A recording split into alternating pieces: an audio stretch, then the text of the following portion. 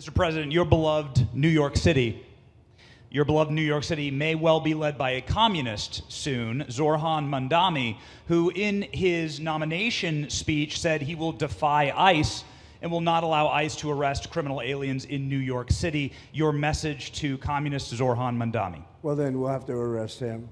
Look, we don't need a communist in this country, but if we have one, I'm going to be watching over him very carefully on behalf of the nation. We send him money. We send him all the things that he needs to run a government. And by the way, they get about 3 times what you get, Ron. If you look at the per capita, Florida gets 1/3 of what New York gets in terms of the numbers. Why don't you give us those numbers?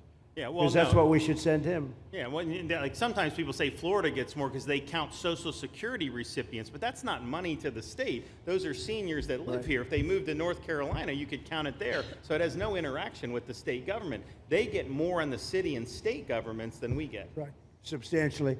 We're going to be watching that very carefully, and a lot of people are saying he's here illegally. We're going to look at everything, and ideally. He's going to turn out to be much less than a communist. But right now, he's a communist. That's not a socialist. I've always said, we will not have socialism in this country. In the speeches, I said, well, what? They skipped socialism. And you got a lot of them like that. And you see AOC, she's out there with her, bad IQ. She's out there ranting and raving about how wonderful he is. And look, so far he's winning. He still has a race to win, but so far he's winning, and he has an advantage as a Democrat in New York City. I was there a long time ago, and it was a long time since a Republican won the city, but you would think that a Republican would be able to win. Or you have a good independent running, Mayor Adams, who's a very good person.